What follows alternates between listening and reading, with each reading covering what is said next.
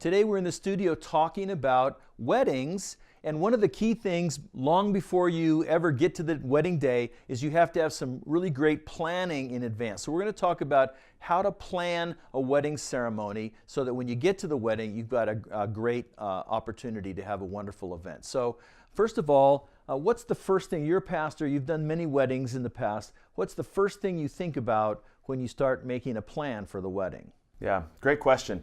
Well, I think the most important thing, even before you start getting into the details of the wedding itself, is talk about premarital counseling. And we really believe very strongly in that. All the even secular studies continue to show the huge importance of value of preparing, not just for the wedding ceremony, but for marriage itself. And premarital counseling is absolutely vital to that. So before I ever get into talking about details of planning the wedding, we first say, you got to do premarital counseling. Right. Okay, great. Have you done a lot of premarital counseling? Is that part of your approach as well? It certainly is, and I couldn't agree more with Steve. I actually require at least 2 or 3 sessions with premarital counseling.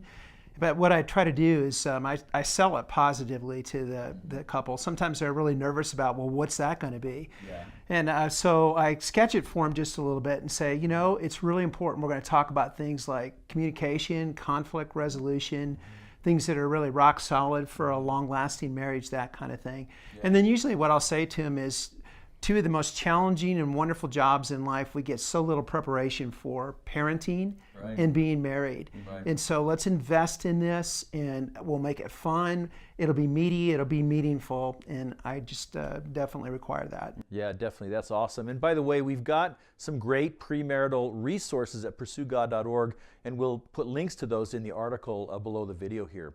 And so then when maybe you've concluded, or in the process of doing the premarital counseling, you want to start planning the ceremony itself. And so how do you kick off that planning process? Sure. You schedule a first meeting with the couple, figure out what times coordinate well, give yourself enough time, but you don't want to have like a mega long meeting. Right. But you sit down, and then you kind of start to try to find out where they're coming from as far as, do they want a formal wedding, an informal wedding? Do they want a particularly religious wedding?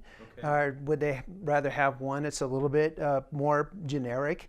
And so you start to cover those components. Most of the weddings that I've done so many of them over the years, the couples are really looking for guidance, and they're not really sure exactly what they want. And so I throw out there different ideas of vows and that kind of thing, and I always give them time to get back to me to just kind of noodle through some of those things and figure out what kind of ceremony they want.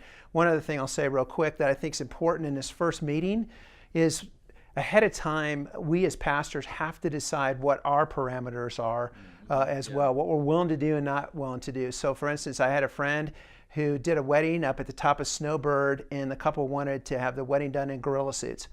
And so that was a big thing for them. And he actually ended up doing that ceremony in gorilla suits. But you got to decide ahead of time, am I going to do a wedding in gorilla suits or not? Right, right. I had one where they asked me to recite the wedding speech from Princess Bride. And so that was really fun, and we decided to do it. But yeah.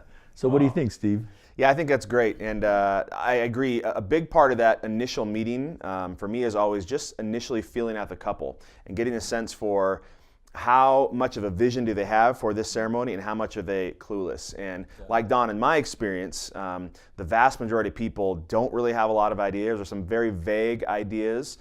Seems like people have a lot more details planned for the reception than for the ceremony itself. Right. But you have to be aware of, some people do come into it with a very clear, some brides have planned it out since they were 3 years old. They know exactly what they want. So you want to get a sense for that pretty early on, to know how much guidance you're providing and how much you're just sort of allowing them to direct things. Right. And then you need to take it to a next step of specificity, right? You've got a general sense. And so I know you use a worksheet for that. Tell us how that works. Yeah, this has been a tool that was given to me when I first went into ministry, and it's been incredibly valuable, and I've adjusted it over the years. But basically the idea is, this worksheet is kind of an outline of most of the elements that you would typically find in an American wedding ceremony. Obviously different cultures have different things, so that can change it if you're doing a different culture. But so this has all of the kind of the typical elements that are there laid out out. And so what I do is I go with couples and I just kind of walk through each element, because some people aren't really familiar with what the various elements are, and I explain it. And then I give that to them and say, you guys talk about this and think through it. And then, somehow indicate on this sheet, either highlighted or circled, the elements that you think you would like to have involved in it. Some couples are really into music, and so you got to have them circle, we want music. Some people are into poetry readings or have whatever it might be. But this worksheet lays all those kind of possibilities out. But I always do tell couples, this is not meant to be constricting. If you have other ideas that are not on here, you can certainly add it. But I don't think I've ever had anyone come up with something not on the worksheet. Yeah, I have, but we'll talk about that another time. So how would you use that process? Well, I think it's really important. Organization helps people get more confidence in the ceremony. It helps them just settle down and relax and know that there's a game plan. And so I think it takes the edge off nerves, which just is naturally part of weddings and wedding planning. The more organized we are by the time we get to the wedding ceremony, the smoother it's going to go, the more fun it's going to be, the more relaxed it's going to be. During that kind of check sheet time, I also try to sort of cast a vision for a wedding as well. And to me, the two great components of a really super wedding are, on one hand, it's this magnificent celebration. And I think that we can really cast that vision and create that kind of climate and atmosphere. But also, I've found in many ways that it's also important to emphasize the reverent nature of a wedding, that God is a good God, and this is one of his best gifts. And we set it kind of in that kind of category too, that it's really, in my mind, a worship service. Yeah, that's great. That's great. And so then you've got their input, you've talked it through, they get an idea of kind of what can be in the wedding. Then they take that worksheet home and work on it. Then you have them get it back to you, or then what's the way that you finally resolve what's going to really happen in the wedding? So you get together again at another time, and we don't have to have a million meetings, but there needs to be a number of meetings to really do a good job with it.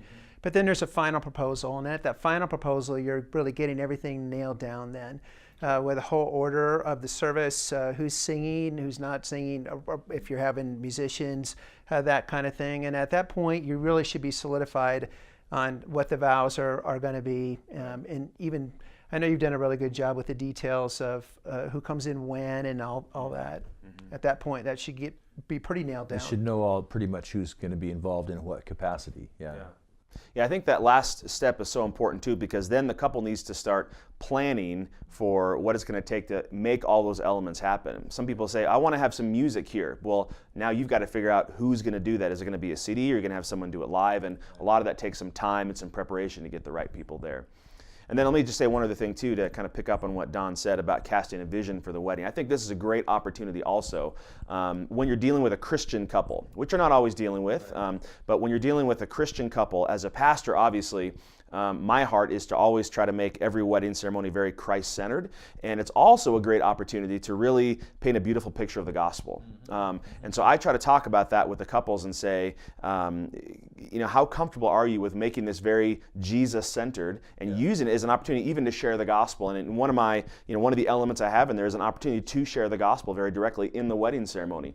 And some couples feel a little strange about that, but it's not a heavy-handed, Bible-thumping, revival breakout or anything. But I think by presenting the gospel in there, couples feel freedom when they know that's an option, and it's a fantastic opportunity. That's great. That's a very good point. So hopefully this is going to help you to do a great job of planning ahead so that the couples that you marry have a wonderful wedding experience.